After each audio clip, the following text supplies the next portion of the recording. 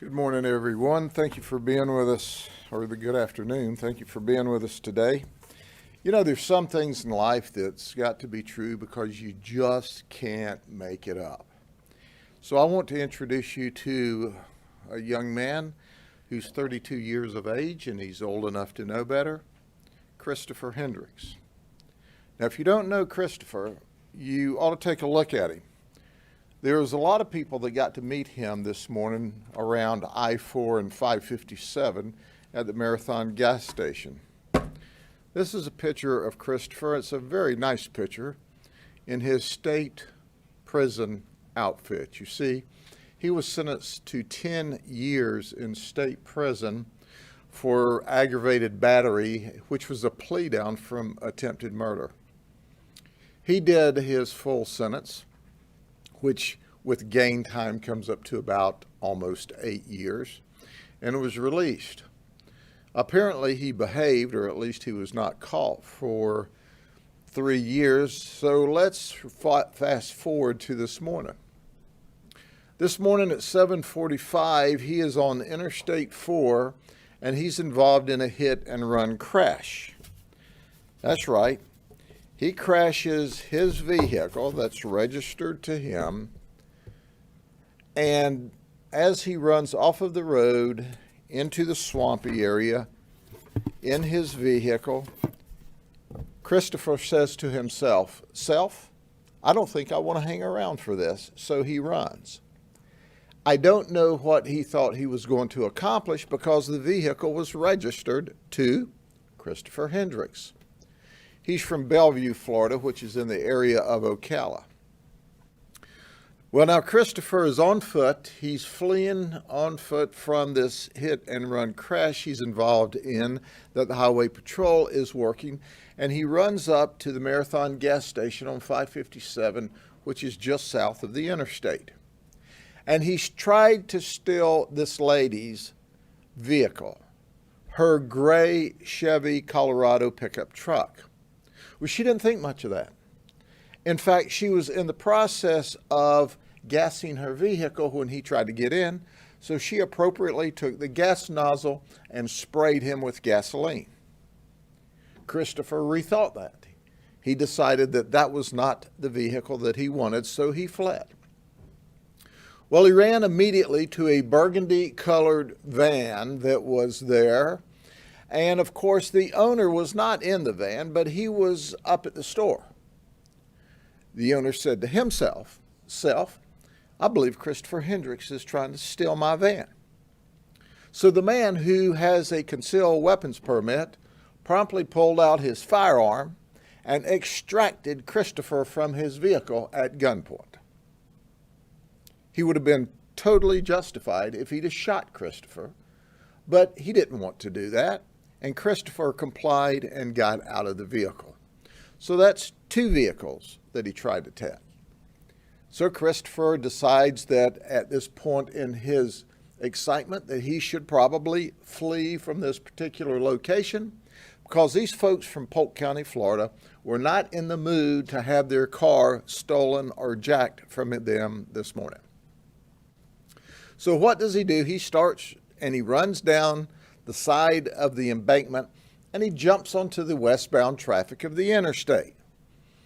Well, there's a fellow driving a box truck. That fellow says to himself, I really don't want to run over Christopher Hendrix, who has just jumped into the westbound traffic of Interstate 4, and if that's not a suicidal move, I don't know what is. So he slams on brakes. He is rewarded with his efforts by being rear-ended by a semi. So now we have another crash. Well, Christopher sees that he's created another kerfuffle. So he flees and he runs to the other side of the westbound traffic, where a very nice person driving a green pickup truck has stopped to help. So he tries to get in that vehicle. Well, that fella doesn't think too much about that as well, and he's got his doors locked so he can't get in there. Is Christopher deterred? No, he's not deterred. So he goes to the 4th vehicle. That is another Good Samaritan who stopped on the interstate to try to help in a red Chevy Equinox. He tried to get in that vehicle. That victim grabbed his keys out of his vehicle and he ran. Well, all during this time, people are dialing 911 and our deputies are frantically trying to run in emergency mode to get there. But if you're familiar with this particular area, it's kind of out in the countryside on the interstate. But we arrive. We arrive in force. And we take Christopher Hendrix into custody. And we put Christopher Hendrix in handcuffs in the back of our car. He is not pleased. Christopher Hendrix tries to escape. He kicks the back windows out of the patrol car in an effort to escape. Not only was he going to escape, he was going to steal our handcuffs too. We didn't appreciate that very much. So finally, we've got Christopher Hendrix wrestled under control and locked up in the county jail. It's our goal to send him back to state prison. But first and foremost, I want to thank the two people at the Marathon Station, what I call wonderful people from Polk County, who said, Christopher, you're not going to steal my truck. You already tore your own truck up. And then when he ran down into the interstate, people trying to help, he tried to steal their car, and they go, you're not stealing our vehicle. And they resisted him.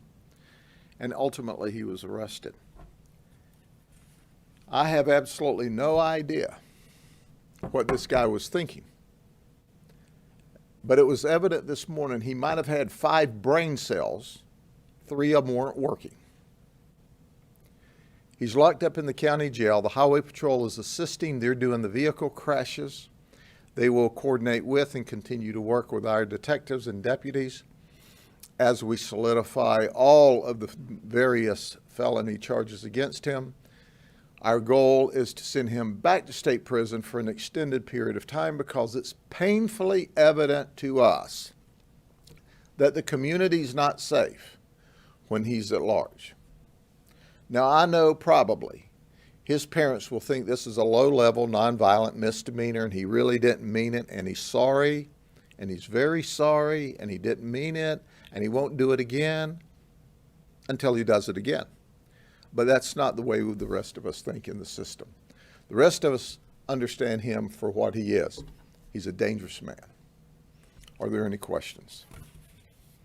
Sir, do you see that the people involved, specifically the victims, were lucky this morning? And you'd mentioned he could have been shot, so perhaps you could argue he's lucky too, right? Sure, it was a lucky day for him. He was not injured in the car crash. She didn't set him on fire when she sprayed him with gas. The man who owned the other car, while he was committing forcible felonies, had every right to shoot him and didn't. He only used enough force to get him out of his vehicle and on his way. So he was as fortunate as our victims were. Yes, our victims were fortunate. But you know what is really cool about Polk County? We fight back. We fight back against criminals. We carry concealed firearms. And heck, the lady who didn't have a concealed firearm had a gas hose, which worked just remarkably well. But even after he was in handcuffs in the car, he still fought to get away. What is he thinking? I think he's thinking, I don't want to go back to prison. But we're thinking, you should. So that's where we are today. Sheriff, you're not allowed to use deadly force for a property crime. Why do you say he would have been justified in killing him? Well, because that is a, first off, he tried a carjacking with a lady. And then he was doing a burglary of a vehicle. And he was in the string of a group of felonies at the time. That sounds pretty shaky. It is if you're the suspect. I guarantee you, when you start trying to carjack somebody's car at a gas station, you're subject to get shot, and shot a lot. Did he have a weapon? She didn't have to have a weapon, brother. You can carjack with just pure violence and force. Stealing a car. He was trying to carjack the First Lady. She was gassing What does up. that do with the gun owner? It's all the same thing. It's all the same event. You don't think that's a dangerous message you're putting out to Polk County citizens? That is an absolute correct message I'm putting out to Polk County citizens. You try to break into somebody's car and steal it while they're there with it, that's called armed carjacking. He wasn't armed. The other guy was armed. You don't look at individual events. You look at the string of violent felonies he was committing. And that's a violent felony to try to take somebody's car from them with force, with or without a weapon. And you're sending the wrong message. The message is you don't have to have a firearm. You don't have to have a knife to be a dangerous individual. And if you come to this county, and if you use extreme violence to try to carjack somebody from their car, if you get shot, that's on you. You can protect yourself and your property. I think some attorneys would disagree with you, but you're the sheriff, so. I don't care. That's what the attorneys do. Attorney's attorney. But I can tell you right now, you come to this county and you do this string of violent stuff, you're blessed. You're blessed because that man up at that store had the right to protect himself. He had the right to protect his property. He had the right to protect that lady. That lady had the right to protect herself and her property. Come on, man. What's wrong with you? And then he goes down to the interstate, causes a crash, tries to break in and steal 2 more cars while they're occupied. While they're occupied. You don't think there's a problem with They that? said they don't have a right to protect their property. That's what they did do. You were saying he should have shot him. I didn't say he should have. I said he could have. But he chose not to. Which was the correct choice, correct? The choice was that he used the force necessary to protect himself and his property. Had he used that force at the end of that string of violent felonies and encounters and attempted carjackings and stealing from people's cars while they're there in it with it, and subsequently tried to break into and did get into 1 car with a man in it, you can't break into people's cars and take it with them in it. You can't do that. Here's a message. Mind your business. Don't commit crime. Leave people alone. And if you end up in this shape, he needs to count himself very lucky today. You got any other questions? I do. President Trump tested positive for COVID-19. Why don't you or any of your staff in this building wear masks? I'm not going to answer that question. You have any other questions you want me to not answer? That's the only questions I have for you, Sheriff Judd. Okay. President Trump comes here, he don't have to wear a mask either. Have a good day.